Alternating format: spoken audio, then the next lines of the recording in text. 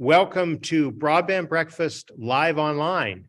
Today is Wednesday, April 19th, 2023. I'm here at Crystal City, Virginia. I'm actually at the Telecommunications Industry Association's BEAD Success Summit. Stepped out, recording it, but stepped out so that I could, have this session today with our guest. I'm again super excited to welcome our guests, and it looks like our second guest has joined. So feel free to turn your video on when you are situated here. If you're not part of the program, we do ask that you mute yourself and don't turn your camera on. I'm just going to give a little quick intro to our topic today before we open it up to our guests and I introduce our guests for this discussion. This Saturday, April 22nd, is Earth Day. Earth Day's been around for decades. I wouldn't say that I'm a huge follower of environmentalism, but what I have observed and what we have observed at Broadband Breakfast, where we cover better broadband, better lives, we focus on the infrastructure around broadband, we focus on the applications and usage of broadband, and we also focus on the way that our lives are impacted by big tech, by the world of technology. And because of all this, we have inevitably come to be aware of the interactions between the Infrastructure Investment and Jobs Act, right? The September 2021 law that called for huge amounts of investment in broadband infrastructure, the CHIPS and Science Act of July of 2022, which invests quite a substantial sum of money in semiconductor production in the United States, and the Inflation Reduction Act, which is really a green infrastructure bill, right? And so we're going to bring these topics together in our next in-person event, which is called the Made in America Summit. It will take place in Washington on June 22nd. Talk a little bit more about that later.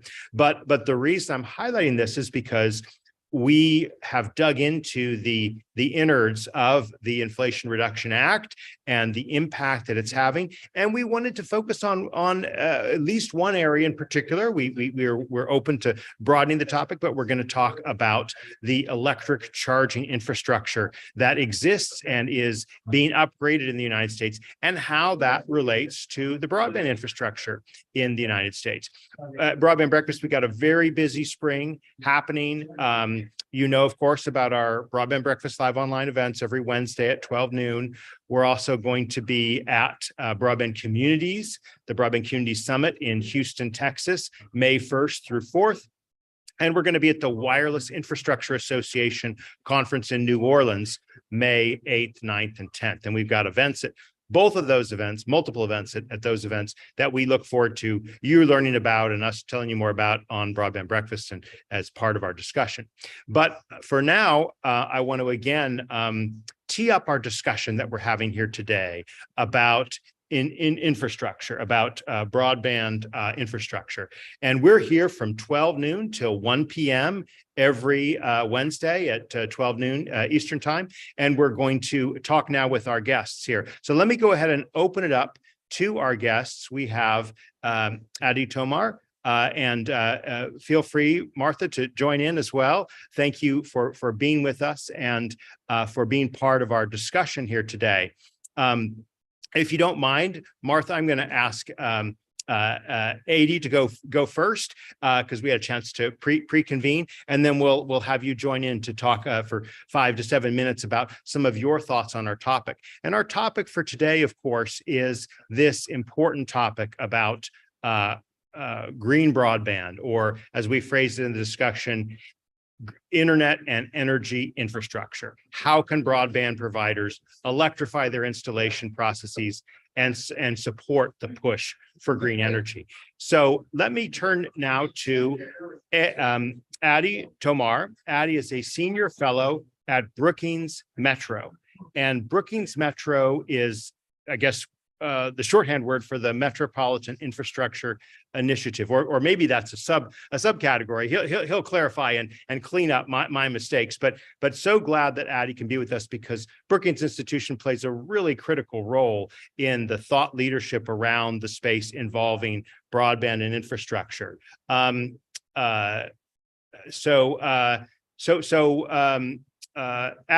go ahead and tell us a little bit about broadband and the project, and how you view these issues and how they come together. Yeah, thanks, Drew. Thanks for having me. Thanks for everyone for joining in. And Martha, really excited to have a conversation alongside you here this morning. And Drew, if you could go ahead and while I'm talking, maybe write down that quote on how important the institution is in the broadband space, that'd be great. We'll pass that along to funders and the board so they know how valuable we are. By way of background, I've been working in the broadband space for 5+ years, and we really focus on kind of the economic development side of what broadband means to communities across the country. Of course, we are focused, as it says in the name that Drew mentioned, on metropolitan areas, both large and small. But working in the broadband space, you can't ignore, in terms of comparing percentage totals, the gaps that exist in rural America. And of course, I don't need to wax poetic to you all to that. In fact, one of the things I was most excited about getting the invitation here for today, I've got to kind of speak in these events, it's part of my job. Oftentimes when we're invited in, it's for folks who work on other parts of the infrastructure sector. And we need to explain to them the importance of the volume, velocity, variety of data, right? What a smart city means, what the importance of broadband is even to households. And I'm really eager to be able to kind of flip that script here and speak more about a lot of where I do other parts of my work on the economic importance of infrastructure for long-run competitiveness, household prosperity, and critically today, for the sustainability of the environment, and the resilience of the human-made capital assets we've built within it. So broadly speaking, I think to focus on the federal infrastructure moment is a smart one, right? Of course, Drew, you just mentioned you're at a BEAD focus conference right now. Of course, it's a landmark moment for where the federal government is investing in infrastructure, in broadband infrastructure, in particular. But as big as broadband is, and as much as it's maybe the single biggest new kind of capital asset category that received direct federal investment, the environmental focused programming is really the big winner when you combine IIJA and the IRA, or the Inflation Reduction Act. Again, I'm sorry, I'm a creature of DC. I will stick with the acronyms just to save time. The IIJA and IRA, even though transportation gets the bulk of the investment, most of the transportation money is actually traditional, right? So we'll talk about charging infrastructure a bit today. That's actually the exception, right? Those are some of the innovative programming. By far, the biggest amount of expansion money is in climate-focused investments. And of that, you could really break it down into two categories. There's decarbonization-focused spending, and that's what gets the most press, because that's what we hear about coming out of, let's say, the COP or the UN-focused climate conferences, where elements like when the conference was in Paris, we signed the quote-unquote Paris Agreement, right? So this is the idea of reducing greenhouse gas and other effectively toxic emissions into the atmosphere, whether at the highest levels to even the local level inside your neighborhood. So there is a significant amount of investment in energy generation. That's switching to renewables. And that's where tax credits are doing most of the work, again, in the IRA. Transmission, which that implies long distance exchange of energy, in this case, electricity, both got attention in IIJA, for example, $2.5 billion in a transmission loan facility, as well as huge also tax credits available in the IRA. Electricity distribution, that's where quote unquote smart grids come into play. That's your actual local electricity distribution to your households or your businesses or other addresses. $10 billion in grid resilience, $3 billion in smart grid investments. Those are both actual capital grants available from the federal government under the IIJA. And again, even more tax credits available in the IRA. Weatherization and in the associated new equipment also relates to decarbonization or mitigating the effects of human-borne pollution. When we talk about weatherization, it's everything from upgrading the windows in your homes, but the biggest winner here, right, is actually upgrading the equipment, the mechanical equipment inside your home, right? And particularly those that can be connected to the grid. So this is what you've heard a lot of conversation around switching to electric cooking equipment in your kitchen, right? Heat pumps to both cool and heat your homes. And all of that new equipment both gets a mix of tax credits and direct investments, especially targeting low income and other historically marginalized or disadvantaged communities. And then finally, as Drew mentioned too, decarbonizing transportation. That's really what those big EV related investments are. And that includes public programs like what's known as NEVI in the energy space. That's the charging grants, both formula grants and competitive ones. Upgrading our postal fleet, which soon enough, right outside your home window, you will see different kinds of postal delivery vehicles, and they actually do look a little bit different. And then, of course, tax incentives for our OEMs, the original equipment manufacturers, right? Manufacturing new vehicles and the batteries that will power them. So mitigation, huge amounts of investment here. And then similarly, in terms of adaptation, which is the other side of it, that's really where it's resilience focused, right? So we see elements like modernizing HVAC systems on the mitigation side. Those are also resilience related, right? So they'll make sure that in many of our communities, the temperatures are going up. So making sure that we've got the power to keep people cool during times of extreme weather. But also huge capital investments on, let's say, the water system side, $57.4 billion going into water systems to be modernized. There's also $28 billion invested in watersheds and coastlines, almost $15 billion in other environmental programs like forestry and waste, $4.7 billion in methane reduction. I'm going to stop here on this. Much like we've thought about household prosperity, which now, of course, the whole world woke up to what many of us, I'm assuming on this call, already knew, that people need broadband to have personal prosperity. And again, COVID brought that home. We've known for decades, and businesses have shown it, that they need to be connected to the internet to sell their goods and services globally. We cannot deliver clean cities, clean communities, and a clean country through all of those programs I just listed if we do not have dependable and abundant bandwidth to be complemented with all the actual hardware and software investment sides in terms of digital technology. So all of these programs cannot work if we are not monitoring the environment.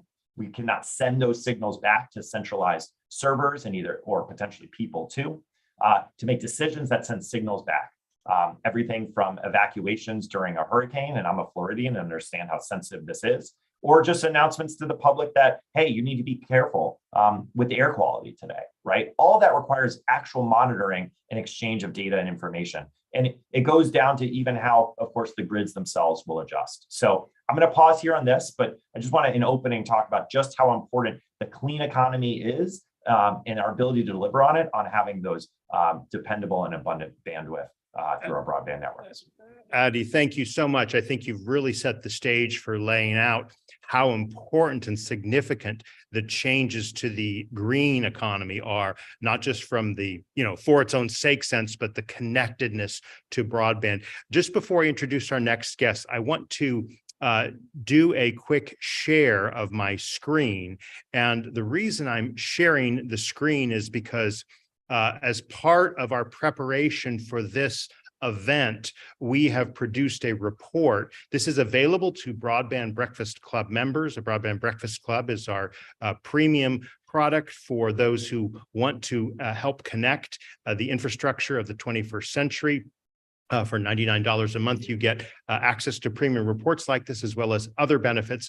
But don't fear, if you're not a member, you can still get access to this by signing up for free for a 30-day trial of Broadband Breakfast Club. This report, in some ways, in our thinking at least, was an anchor for this discussion. We'll be broader, we'll go wherever the conversation leads, but this report, which again is freshly available on the Inflation Reduction Act, on its ties to broadband, is available to those of you who sign up. And I also want to just call your attention, in addition to going through all these issues like smart charging and electric vehicles, I also want to highlight the conference that we'll be leading up to in June. This is the Made in America Summit. We will be at Clydes of Gallery Place in Washington, where we have have traditionally held our events, and it's bringing together issues around rebuilding the energy and internet infrastructure, the semiconductor manufacturing effort, and how that ties into the U.S.-Chinese tech race. Challenges for reorienting America's supply lines, including the Buy America provisions, as well as clean energy and its connection to the broadband industry. So I hope that you will, if you're not already a member, sign up for free for the Broadband Breakfast Club and get a copy of this updated or freshly available report on this topic. Well, thank you for indulging me on that. And Martha, it is so good to have you on as well. Just a little background about Martha. She is the Executive Vice President for Corporate Social Responsibility at Calix. And as the EVP for that, she leads the creation and expansion of this office at the company. Her focus is on environmental and ethical responsibilities, expanding on the product supply chain, talent, and cultural programs.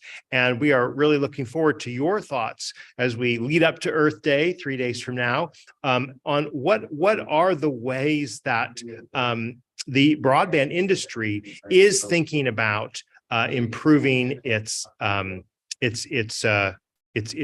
footprint, its impact on the environment. The floor is yours, Martha. Thank you. Thank you very much, Drew, for the invitation. And it's nice to be with you here. I am the brand newly minted, less than 30 days in the job. So I have far fewer facts, figures, and acronyms than Addie had to share with you. But I can give you a very high-level overview of what we're seeing and also what we're doing and what we're helping to encourage in creating a greener environment with broadband service providers. I think the first and foremost element of that is, the industry is migrating from power-based infrastructure, specifically copper wire. Everybody knows copper wire in the ground. One of the important evolutions in the industry is fiber. So fiber being a passive infrastructure, we're reducing automatically, directly translating into CO2 reduction opportunities. But in addition to that, the equipment that the broadband service providers are using, they don't turn over their infrastructure every year. In fact, we usually look at 5 to 10 year, implementations. And so consequently, we're at that point where the infrastructure upgrade bill gives service providers a chance to restructure their networks, re-architect them for major savings in the systems and equipment that powers the network. So we're focused on ensuring that not only is the equipment made in a more responsible fashion with greater degree of recyclability in it, but higher efficiency. And we're seeing, upwards of 50% improvement in the network infrastructure architecture opportunities themselves between the fiber structure as well as the systems that are part of that architecture. In addition to that, let's face it, broadband networks are subscriber advantage points, and ultimately making sure that premises equipment is also very built and designed with specific goals associated with improving the carbon footprint.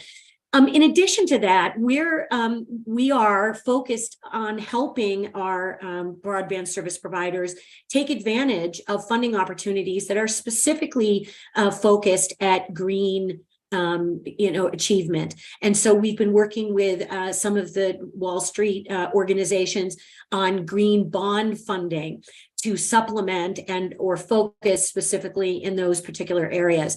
So whether we look at it from the base infrastructure moving to all fiber, whether we look at it from the access systems and componentry all the way out to the premises equipment, and then ultimately the funding to be able to help broadband service providers make that transition. We ourselves are committed to and are looking forward to ensuring that our partners improve their green certification. We've been working with EcoVadis. There are a number of other organizations that exist today to make sure that our supply chain is both responsible and green oriented. And so we've made a commitment internally to focus in that particular area. Obviously, our ecosystem of partners, we will encourage them as well. And as we gain specific experience in this particular area, we'll turn to help our customers, in fact, improve their supply chains and their green capabilities. So that's sort of a 50,000-foot view, as I said, newly minted, less than 30 days on this particular job. There's a lot of things going on in the industry and in Calix and our partner ecosystem. So that just gives you kind of a very brief idea of where we're spending our time. Thank you very much, Martha, and thank you for being a part and being willing to jump into the discussion, and give your perspective on the role of green initiatives in corporate social responsibility. I neglected to mention, and I like to do this at the start of every program, our sponsors. We're only able to do our weekly free program, Broadband Breakfast Live Online, through the support of them. They include Utopia Fiber, Broadband.money, Comcast, Nokia, Google Fiber, Broadband Now, Lightbox, the Wireless Infrastructure Association, the ComLaw Group, Ookla, Michael Baker International, Bitstream Communications, Positron Access, and broadbandtoolkit.com. Thank you for being a part of the Broadband Breakfast Club or the Broadband Breakfast Live Online events. So let me start off with a question for both of you, Addie and Martha, and it comes to how we think about green infrastructure and green energy. In some ways, and I might have kind of implied this at the front, let me say it directly, a lot of the efforts around environmentalism or alternative energy have been kind of wrapped in a eat your broccolis and spinach type of moment, right? I mean, it's something we need to do. It's good for the economy, good for the planet, good for the future, but the kind of maybe the dollars and cents hasn't been as apparent. Now, I want to invite your pushback on that admittedly personal, maybe idiosyncratic view, but what's changed, if anything, in terms of the way federal funding is gearing to infrastructure investments, broadband infrastructure investments, transportation infrastructure investments? And I loved your point, Addie, that hey, a lot of these transportation investments would have happened anyway, right? But so what's new? What's new and kind of path breaking, if you will, about these initiatives of the administration is the range of new investments in clean energy, and I kind of invite your thoughts on how we view the efforts to do better on these cleaner types of energy. Let's start with you, Addie. Yeah, sure. I'll jump in first, Martha, and excited to hear your thoughts too on this.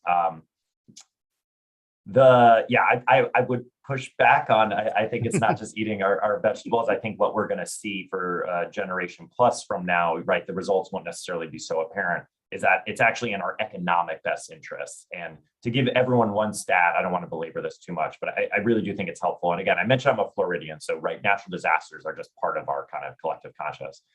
In the 1980s, in inflation-adjusted terms, the United States, on average, per year, had $18 billion in economic damages from extreme weather events of various kinds, right? It could be a multi-week long, right, flooding exercise. It could be something, right, a tornado goes through, right? It's quick, but extremely impactful. $18 billion per year average in the 1980s. In the 2010s, those two numbers flipped. And in inflation-adjusted terms, so the same dollar amounts, $81 billion per year in damages from extreme weather events. So no matter what the climate looks like in your neck of the woods, extreme weather events are growing more frequent. They're growing more, the damage they're inflicting is going higher. And the pattern for the 2020s is looking it continues its logarithmic kind of trend, right? It's trending way up from the 2010s already. So for nothing else, to both reduce the likelihood of these extreme weather events and help bring some stability back to our climate, plus helping our communities adapt, right? And make sure, because the weather changes, right, as we all are seeing now on the front pages of our papers, they're here to stay, at least for the foreseeable future, probably most of our lifetimes on this call, to be blunt about it. So it's in our economic best interest to do all this. And that, the reason I want to kind of lightly respond, and Drew, I didn't overtake your comment too much, right? It's is that this becomes an extra investment feature for those broadband professionals in the industry, right? Hey, you want to make sure you clean up your economy, whether it's bringing more resilient, renewable energy and frankly, from renewable sources into clean electricity online. If you want to make sure you build a more resilient built environment, if you want to keep your households and your properties, commercial properties safe, then this is a really important tool that becomes essential to delivering that. And that was part of my kind of opening comment here. In the response to the federal kind of side of this, that's what's the transformative opportunity right now. I was at an investment conference in New York in December, and I think it's okay to speak about them by name because they're saying it on in public too. Both Apollo and BlackRock are speaking publicly about how much they want to invest both in, and they already have it in their portfolios, but invest in renewable electricity generation and improving transmission lines. But they need to make sure that they have all of the regulatory and complementary infrastructure in place to be able to deliver on those assets, which again, all of us will enjoy. The federal government has now done enough to grease the wheels to make sure even more from our capital accounts, private ones in this case, right, actually move out into the marketplace. But we need to make sure that that complementary infrastructure is there. Drew was really kind, just for everyone on this call, to give me a chance to get a pre-read on what they've put together. Broadband Breakfast has done a really good job here of talking about the importance of having those complementary networks in place for federal investments. And I definitely say to read the report to see more details on those. And that's in place, let's say, in the electric vehicle charging infrastructure. It's going to be the same for the privately owned infrastructure as well. So obviously, privately owned infrastructure, that's something we're all fluent in the broadband industry, but the energy industry is the same, right? So how do you make sure that you've got those networks in place, that you can do the kind of monitoring that's going to be necessary to take full advantage of these kind of progressive technological investments? So that's kind of why I went through that laundry list of programs. There is so much money out there. I know even adapting to BEAD and what states have to set up feels like you're drinking through a fire hose. Unfortunately, there's many other fire hoses that are down the line, but drinking from those two could be business opportunities for those on that side of the industry. And if you're on the public sector side, it reinforces the need to make sure you have those dependable, abundant broadband networks in place. If you want to make sure that, let's say, you're keeping your forests safe, right? Or protecting coastlines where it's a publicly owned asset, but you're going to need that private infrastructure asset on the broadband side to do that monitoring. Thank you. And we'll come back to some of the points about the EV charging stations in a moment. But let's turn to Martha, your reaction to the position I put out there. I agree with Addie that it is an economic imperative, but I kind of look at it from a slightly different angle. From our standpoint, the broadband infrastructure funding and programming is a moral imperative. The moral imperative from our standpoint is that there are an awful lot of broadband service providers who are committed to serving underserved communities. And if what we all want is to raise all boats associated with the economic health, stability, welfare, and diversity of this country, we feel that it is a moral imperative to help broadband services providers service those communities better. So we consider it a very personal mission of the company and support all of the broadband service providers who are on that path. At the same time, if you're not charging for it, it's a hobby. And so from our standpoint, figuring out how to conduct business at a level that is secure and reliable but also cost effective. So if you take a look at the opportunities that broadband service providers have to restructure the way they deliver services to be more efficient and more effective. We're all familiar with the environment where there was a network for every type of service available. It was not efficient, effective, or reliable for the most part. And so by moving in a direction that is also green with fiber infrastructure, broadband service providers can help reduce the cost of running that infrastructure and provide a much higher degree of availability. In terms of funding and the overall economics, we believe so strongly in that Addie pointed out that it's like drinking from a fire hose, all of the funding resources that are available. We've committed an entire team of people to help network providers navigate that process, because it is very complex, whether you're a tribal organization or a local government, an educational institution, or a traditional service provider. There are lots of ways to get money these days to help upgrade infrastructure and be green at the same time. So I don't want to be too soft noted about it, but we really do think that there is a moral imperative to this piece as well. So I want to dig in a little bit to the issue around the resource, the EV charging stations, for example, and Addie, you've done a great job of laying out. There's a lot of funds available, and the simple kind of numbers I keep in my head on broadband infrastructure is there was a $1.2 trillion infrastructure bill. 65 billion of that is for broadband.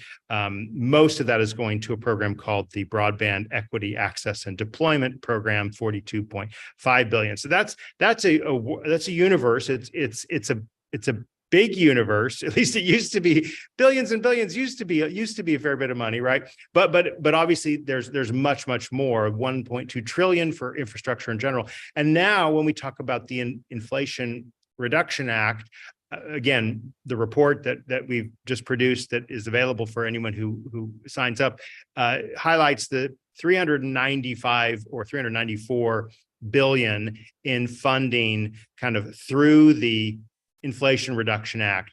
But my understanding is that and that's for all manner and we break that down, all manner of types of clean energy supported through that bill. And there's a particular feature of a kind of a very small program, and you referred to this, the charging station program, right? That has the wonderful acronym.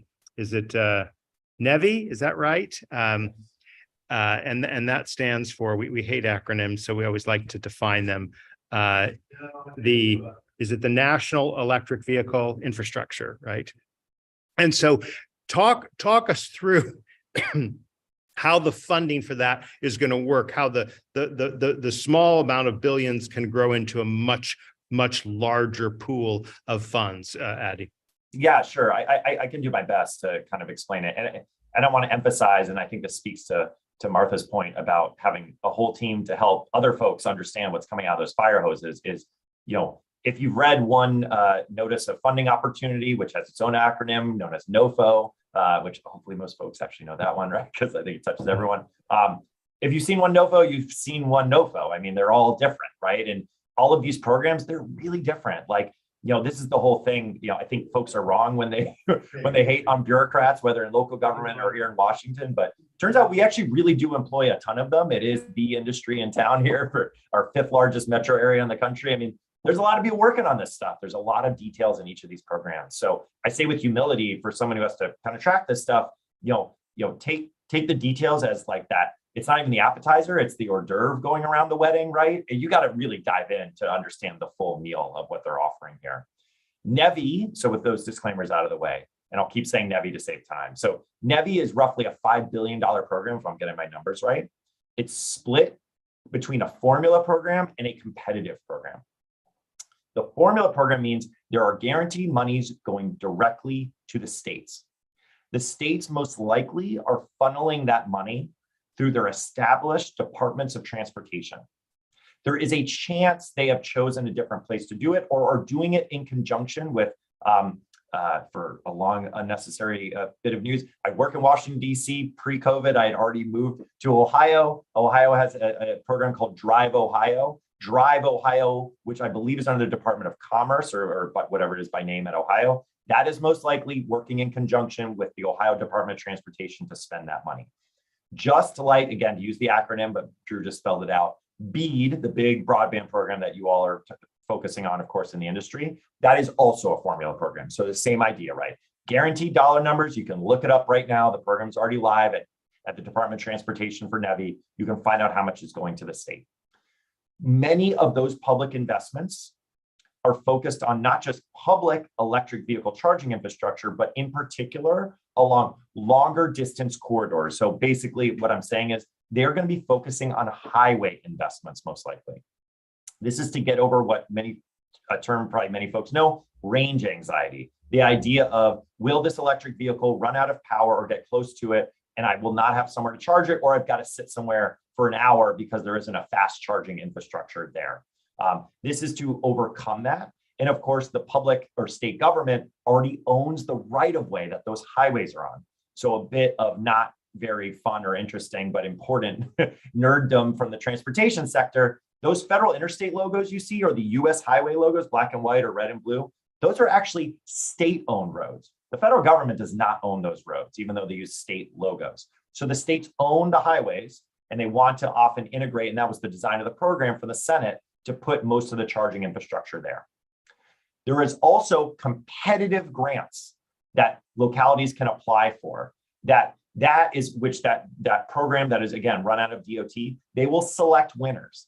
That will most likely be oriented towards cities, counties, and consortia of similar actors, where I believe civic folks, probably also private sector actors done in conjunction with a local government kind of primary, if you will, can apply for those grants, right?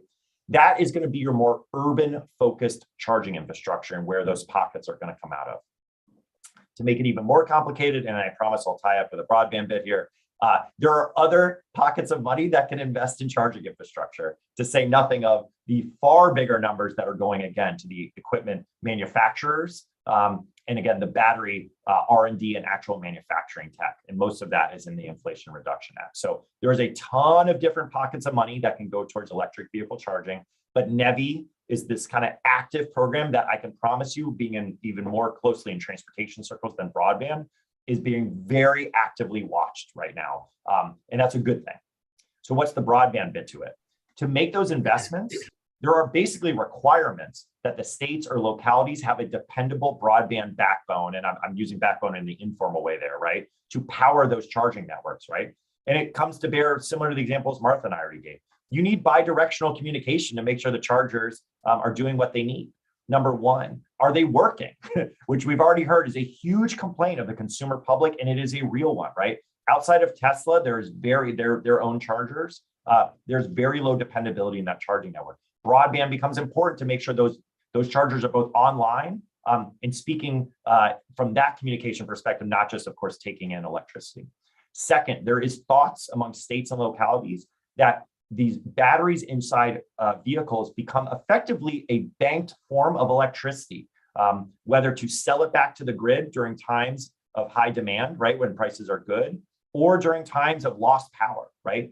That is also going to require two-way communications associated with smart grids, which people are probably already somewhat familiar with in the broadband space. So there is a critical element of broadband, both requirement and inherent need here. So closely following, and again, $5 billion in public investment, that's real capital dollars that are flowing out there. If there is an opportunity to work, or you're already working with states or cities that are making these investments, and most likely they are, there's an opportunity to liaise with them more from the broadband perspective. Isn't there also an element, Addie, that the 5 billion you identified is to, through a loan authority program, create a much more substantial $250 billion program to upgrade, repurpose, and replace electric infrastructures. That may include other things than just what we've been focused on. You've been focused on for the last couple of minutes on the electric vehicle charging. But could you just quickly, as a CODA, speak to transforming federal funds into a loan program? Yeah, so there's a few different programs here. So if we're talking about total net investment in electricity, both, again, generation, transmission, distribution, that's the bulk of the tax credits available in the IRA. There are a bunch of different loan facilities that most of what's at DOT, sorry, I keep using the acronyms, at transport, federal transport, are going to be focused strictly on transportation, right? Like if you're looking for something broadband related, it's right, of course, going to be at Commerce or potentially at FCC, although FCC didn't get much of in this bill. If you're looking for stuff that's energy related, we have a Department of Energy for that, right? So it tends to be that's where you're going to look for these complementary elements. Department of Energy has a tremendous amount of loan facilities. It's upwards of 10 different loan programs were funded. Most of them go through a single DOE loan office, not exclusively just one though, because of course that would be too easy. So there are multiple different programs that can invest in the complementary electricity to these charging stations. Again, as a not energy expert, I kind of have to stop there, Drew. I can't speak to more, but I think the summary for folks who are interested here, if you think you need capital investments that should qualify for some level of federal investment, whether it's just cheaper paper through loans or direct capital grants, right? Chances are they exist right now. And the question is, do you have the right contacts, the right application materials to get access to it? And these points you just made about the making sure that there's that quality broadband. I mean, these, as well as the rights of way. I mean, you talk about geeking out on rights of way issues for transportation. I mean, we in the broadband world, we geek out a lot on that issue, and that is a vital issue, transportation. Let me actually, Martha, want to get you to weigh in on anything on this front, but could you just speak a little bit about, Calix and how you kind of approach the industry and what your view on enhancing some of these kind of broadband capacities is going to mean for the rollout of the clean energy aspects of the Inflation Reduction Act. Sure, but I can't pass up a comment. My husband and I still have range anxiety 10 years after buying a Tesla every time we get in the car and plan a long distance trip. So I am thrilled that someone is going to finally deal with all of us who have range anxiety out there. So I referred a little bit before about capacity. We believe that that fundamentally fiber-based networks are ultimately the transition-proof infrastructure to have. And we realize that that's a huge investment for customers to make. But we are also committed to efficiency and capacity improvements and increases in all of the systems and componentry that we make. I was just before this call, I was on a product planning, executive product planning call, and we were talking about the next generation of transmission capability. And I think that while the industry has an opportunity to leapfrog in this space and in this respect, it will take a significant amount of time. So our view of ensuring that broadband service providers have got a range of offers for services that meet the needs of their communities today and in the future is a maniacal focus on ensuring that we are always looking at capacity and efficiency in a way that not only is sensible economically from an operational standpoint for broadband service providers, but has a higher and higher degree of green sensitivity. As I mentioned before, we're seeing customers who are implementing new architectures, saving more than 50% against their current, power requirements, which, as I mentioned, translates directly into carbon improvements, and up to 73% when you take a look at the premises equipment, because let's face it, we can build great green oriented networks, but if we've got a tremendous amount of inefficiency in the homes and businesses in the communities that we service, it can overshadow the access infrastructure improvements. So I think, I wish I had more to say at this point in time, but from a company direction standpoint, these are always factors that we take into consideration to help broadband service providers deal with the market opportunities and the challenges of meeting greener goals. So. Thank you. And let's make sure we get opportunity for questions from either our Zoom viewers or we're also live on Facebook and Twitter and LinkedIn and YouTube. So we can get questions from any of these methods here. We got a question from Leighton Olson. What are the cost reductions and service improvements possible from integrated multi-utility cooperative ventures? And Leighton is referring to digital economy, benchmarks like community college, building block areas of NTIA and the Commerce Department. Does anyone want to take that question?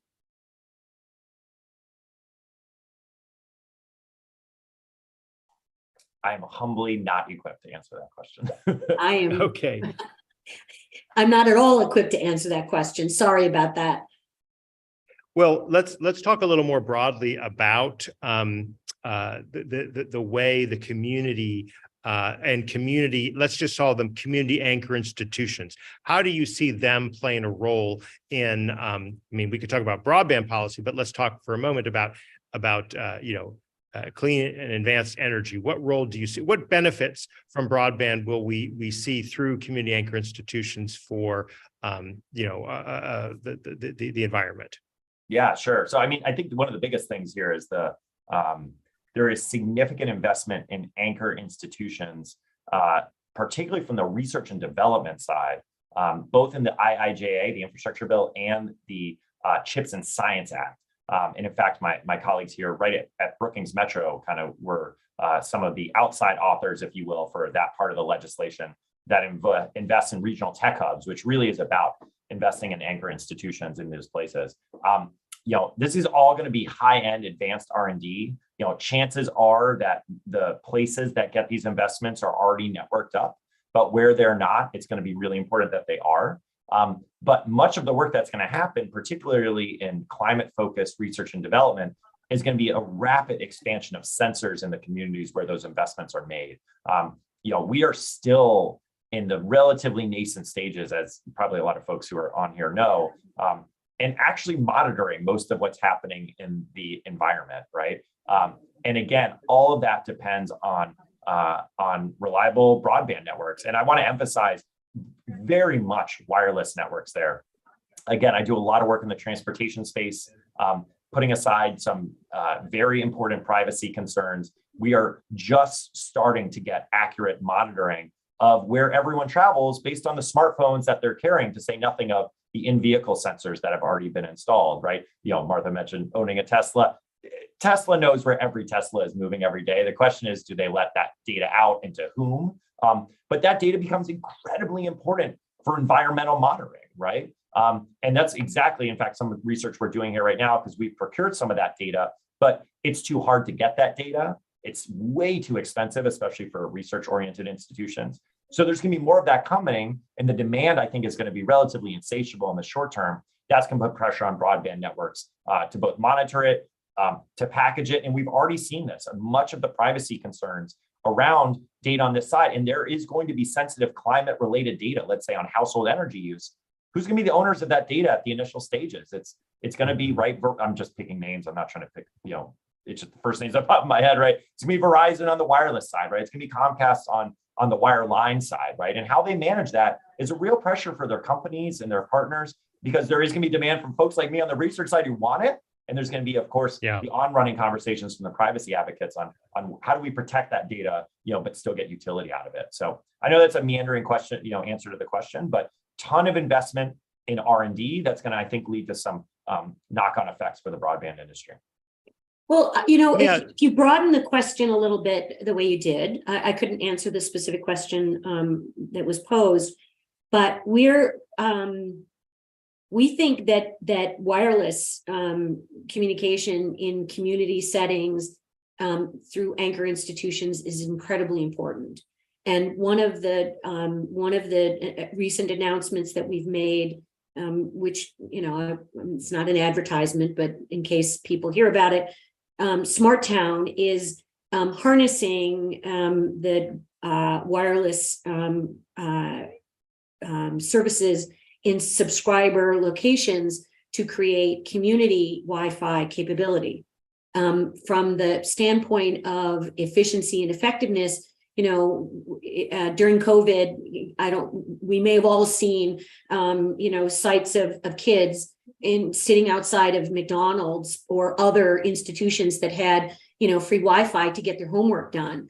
And I think that when you can create networks of broadband wireless communications capability with secure channel, obviously, features, it gives you a lot of opportunity to be more efficient and more effective in those communities. So I think that we're really focused on aggregating, if you will, the power of the systems that are in place to benefit broader and broader sections of the society and the communities that implement them. So that's kind of one of the approaches that we're taking from a technology and a product standpoint. Yeah, if I could build on something you just Please. brought up there, Martha, thank you. That was great. And one of the frontiers that we've been talking about internally here, we haven't written much on it, is where I'm going with this is the kind of environmental justice focused elements of climate change, frankly, but how that relates to who has the technological capabilities to best manage it. You know, we've heard a lot in the broadband space for, you know, frankly, for those of us, and again, I'm relatively late, but pre-COVID, if you will, to the game, but for the folks for 2 decades who are talking about the digital divide, right? And talking about how, you know, you may not recognize this in your neighborhood, relatively high earner, right? But trust us, in the neighborhood, in your community, there are people who just don't even have a choice to be connected, right? And of course, I think nationally in the consciousness, we've gotten really caught up with the rural side of that conversation for good reason. The bulk of disconnected households are in urban areas, right, by count. And the adaptation and that kind of high side of the damages that I was talking about earlier, they're going to predominantly appear in the places where the biggest built environments, that's our metropolitan areas. It is not going to be acceptable in national conversations quick and soon enough when we all of a sudden see climate impacts like we did, let's say, during Hurricane Katrina, right, that hit the lower Ninth Ward very different, right, than the higher pieces of land, right, that were higher earning neighborhoods, relatively speaking. What happens when households could not make digitally focused investments to protect their properties, right, in certain neighborhoods because there wasn't broadband networks available, let's say, right? That's going to be a fundamentally different conversation than this industry has been used to in the past. And making sure they deliver is going to be really important. I'm not saying where the blame is going to go. I'm just saying be ready for that side of things. So as climate becomes another one of our justice issues, this need for digital connectivity to green all of a sudden becomes as much a risk factor as it is a potential upside for business too. Leighton, I see you've turned your video camera on. Since I know you were the questioner here, we'll give you a brief opportunity to ask a follow-up if that's what you'd like to do. You got to make sure you're unmuted, though. Oh, okay. We can't hear you. You're muted right now.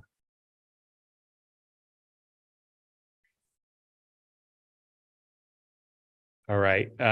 Go ahead and put it in the chat if you've got another follow-up. I want to. We have just a few more minutes with our panelists. I want to give them an opportunity to give some closing thoughts. Let me kind of lead with this question or comment. which is and thank you, Dr. Suarez, for putting the question about recommend a short video or article to show the connection between good broadband and electric utilities. And you've put a link in there.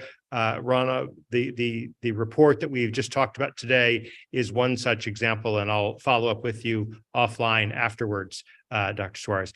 Leighton, if you'd like to one more time to try, otherwise, please put your question in the chat method so we can see it.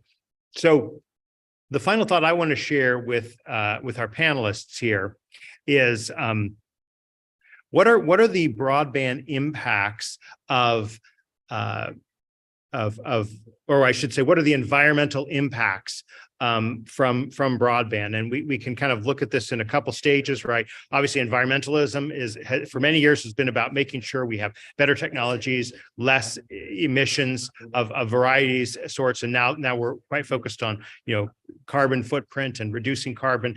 And so I wonder, first half is, what role can technologies play in minimizing the harmful things? And then secondly, what role are and can broadband and other technologies play in getting us to change to the cleaner energy, making use of wind power and solar power? We haven't talked about this at all in this discussion, but in order to get us to a grid that works with solar and wind power, you have to have a lot of infrastructure, right? You have to have long connections between the sources of those alternative energies and the users of those energies. And so again, let's invite some final thoughts from each of our panelists on your thoughts on the role of technology and broadband in making our environment more sustainable for the long term. Addie, let's go to you, and then Martha, you give us the last word. Great, thanks, Drew, and thanks for the invitation. Thanks everyone for sticking with us here. I try to be relatively short here. I think we talked about how the importance of broadband to deliver on those other environmental outcomes. Kind of the final part I'd kind of speak to here is, as those kind of data loads continue to increase, making sure that our digital tech infrastructure, so I'm less concerned on the pure broadband side, but the data management side, has clean power funneling to it.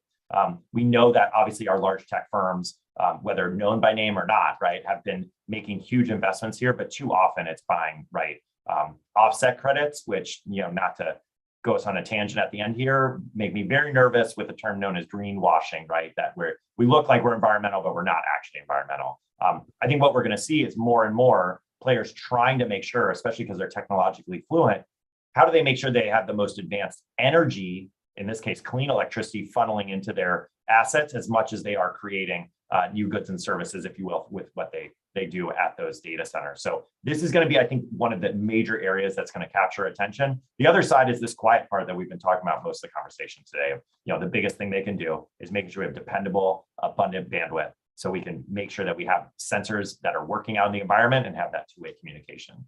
Awesome. Thank you for being here, and thank you for those thoughts. Martha, you get the last word here.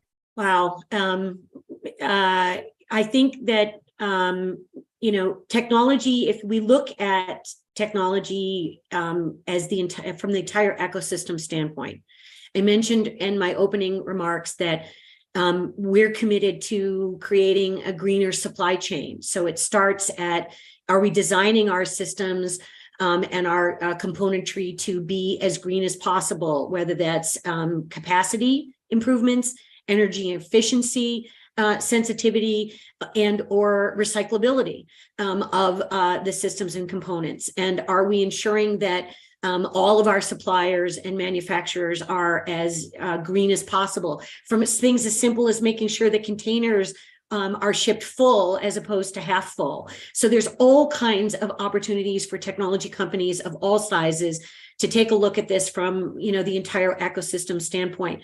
But then, we haven't even touched on recycling. It's a daunting thought for us, but we're beginning to look at, okay, no technology, no componentry, nothing lasts forever. What do we do with this in a responsible way that ensures we are leaving the world a little bit better off. But I also wanted to bring up another area, and we're committed to this. An awful lot of technology companies really reverted after the COVID pandemic, seceded a little bit. And that is giving people an opportunity to work where they need to work. I mean, one of the absolute stunning advantages of a truly ubiquitous and effective and efficient broadband infrastructure is to give people a chance. I'm working from home. I wish I were sitting at Lake Tahoe. I'm not too far away. But the fact of the matter is that if you think about reducing commute times, while that was considered to be a disadvantageous during COVID because humans wanted to congregate again, the fact of the matter is that if we disassociate work from physical locations because we have broadband infrastructure to be able to accomplish that, we can have a major impact on carbon utilization just from the standpoint of commuting. So I think that we are looking at this from the end-to-end perspective. We will make big investments in specific areas. We will not greenwash as a company, but we will look at a variety of different ways for us to both ourselves and to help our broadband service provider customers and partners be more green and efficient. So that's how I think about our opportunity with technology. It's great. And that will have to be our last word. Don't miss us next Wednesday at 12 noon Eastern time. We're going to be talking about should AI be regulated? And the following week, we'll be live from Houston talking about broadband in multiple dwelling units. On behalf of our guests, Adi Tomor of Brookings and Martha Gelly of Calix, I'm Drew Clark of Broadband Breakfast. See